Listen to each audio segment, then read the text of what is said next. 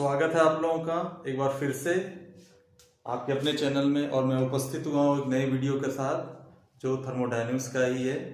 बहुत ही पॉपुलर है ये टॉपिक, एंथैल्पी। एंथैल्पी एक्चुअली समझने में तो आसान है, लेकिन कभी कभी स्टूडेंट इसको समझ नहीं पाते हैं कि ये एक्चुअल में होता क्या है। आज मैं एंथैल्पी के बारे में ऐसा आपको समझाऊंगा कि आपने अगर वीडियो पूरा देख लिया तो मेरी गारंटी है कि कभी आप एंथैल्पी भूलेंगे नहीं। वीडियो को स्टार्ट करते हैं, ध्यान से समझिएगा। यहाँ पे हमने लिखा हुआ है कि एंथैल्पी का फार्मूला क्या होता है। एंथैल्पी क्या होता है? Internal energy plus pressure into volume. Enthalpy को H से डिनोट करते हैं। किसे डिनोट करते हैं? H से। इज इक्वल टू होता है इंटरनल एनर्जी। इंटरनल एनर्जी को हम U से डिनोट करते हैं। और प्रेशर और वॉल्यूम तो आप जानते ही हैं। प्रेशर को P से और वॉल्यूम को हम V से डिनोट करते हैं। अब इसका मतलब समझते हैं। देखिए, कोई गैस या स्टीम है, उसमें मॉलिक्यूल होंगे। अगर हम एक सिस्टम पे गौर करें, सिस्टम जनरली हम मान लेते हैं कि एक क्लोज सिस्टम है। वो एंथैल्पी का मेन मतलब मैं इसका निचोड़ जिसे कहते हैं मैं लास्ट में बताऊंगा, लेकिन पहले ये जो फार्मूला है H equal to U plus PV, ये तो समझें।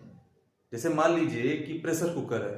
प्रेशर कुकर में हम पानी को उबाल रहे हैं, उसकी सीटी लगी हुई ऊपर से, और नीचे से हम हीट दे रहे हैं। नीचे से क्या कर रहे हैं? हीट दे रहे हैं। ये प्रेशर कुकर है, ये इसका सीटी है, और नीचे से हम क्या कर रहे हैं? हीट दे रहे हैं। जब हीट देंगे, इसका टेम्परेचर बढ़ता है तो ये उबलता है और इसमें स्टीम बनता है। स्टीम का कुछ प्रेशर होगा, इसका टेम्परेचर हम देते हैं तो प्रेशर बढ़ता है, और इसमें इसका वॉल्यूम भी होता है। तो पहले समझिए कि इंटरनल एनर्जी क्या होता है, जिसको U से डिनोट करते हैं। देखिए, इन मॉलिक्यूल्स का चाहे वो काइनेटिक एनर्जी हो, चाहे वो क्या हो, काइनेटिक एनर्जी हो K, या पोटेंशियल एनर्जी हो P, या रोटेशनल एनर्जी हो, रोटेशनल एनर्जी, इन सबको हम कहते हैं इंटरनल एनर्जी। किसी भी गैस के मॉलिक्यूल का या स्टीम के मॉलिक्यूल का काइनेटिक एनर्जी मीन्स गतिज ऊर्जा, पोटेंशियल एनर्जी मीन्स स्थितिज ऊर्जा, या रोटेशनल एनर्जी, ये टोटल मतलब जितने भी एनर्जी होते हैं उनको हम कहते हैं इंटरनल एनर्जी। क्या कहते हैं? Internal energy. तो ये हो गया K plus E plus rotational energy. ये टोटल जो होता है वो होता है इंटरनल एनर्जी। अब ये प्रेशर कुकर का एग्जांपल हमने आपको बताया कि अगर इसमें हम हीट दे रहे हैं तो हीट देंगे तो इसका कुछ प्रेशर होगा और वॉल्यूम तो होगा ही होगा। इसका वॉल्यूम तो कुछ, भाई इसका वॉल्यूम होगा कि नहीं? पानी जब स्टीम में चेंज हो रहा है तो इसका कुछ वॉल्यूम होगा कि नहीं होगा? तो वो प्रेशर इनटू वॉल्यूम, ये होता है प्रेशर इनटू वॉल्यूम। अगर किसी भी गैस के मॉलिक्यूल का जो इंटरनल एनर्जी है मींस काइनेटिक एनर्जी या पोटेंशियल एनर्जी या रोटेशनल एनर्जी, मतलब किसी भी काइंड का एनर्जी जो हो, वो टोटल एनर्जी को हम कहते हैं इंटरनल एनर्जी। उसमें अगर उसके प्रेशर इनटू वॉल्यूम को, प्रेशर और वॉल्यूम का गुणा करके जोड़ दिया जाए, मतलब U प्लस PV, वो होता है एंथैल्पी। क्या होता है? एंथैल्पी। एंथैल्पी। अब इंटरनल एनर्जी को हम आपको कैसे बता सकते हैं जिससे आपको भूले ना? इंटरनल एनर्जी मतलब जैसे मान लीजिए हम कई दिन से भूखे हैं, तो हम काम कर ठीक से कर नहीं सकते हैं क्योंकि हमारे अंदर एनर्जी नहीं है।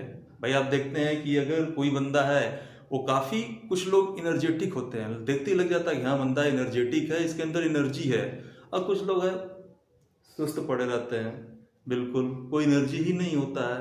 मान लीजिए कि जैसे कोई बहुत दिन से भूखा है, तो उसको जो हम खाना देते हैं तो उसके अंदर कुछ एनर्जी आता है। भोजन से जितना भी उसके अंदर एनर्जी कार्य करने के लिए इकट्ठी होती है, मतलब उसका वो मोटिवेट हो जाए काम करने के लिए, वो टोटल क्या होती है, उसके अंदर की एनर्जी होती है, इंटरनल एनर्जी होती है। भाई कभी कभी क्या होता है, भोजन भी कार्य नहीं करता है, कभी कभी हम मोटिवेट कर देते हैं किसी को तो वो एनर्जी उसके अंदर पैदा हो जाता है। जैसे मान लीजिए भीड़ में होता है, कोई बंदा है, नारेबाजी हो रही है, ऊपर से कह रहा है कि ये काम करना चाहिए, तो आप बोलते हैं कि एनर्जी तो है नहीं, लेकिन कुछ ऐसी बातें नेता क्या करता है, नेता ये तो करता है, लोगों को मोटिवेट करता है। ठीक है, बात से नेता जो होते हैं वो मोटिवेट करते हैं, लोग मोटिवेट हो जाते हैं, मतलब उनके अंदर इंटरनल एनर्जी इतनी आ जाती है कि वो काम करने के लिए तत्पर हो जाते हैं, तैयार हो जाते हैं। तो वही होता है इंटरनल एनर्जी। और प्रेशर और वॉल्यूम, भाई किसी भी मॉलिक्यूल का प्रेशर होगा कि नहीं होगा, और उसका वॉल्यूम भी होगा, उन दोनों का गुणा कर दीजिए और उसमें इंटरनल एनर्जी जोड़ दीजिए, यही तो होगा एंथैल्पी।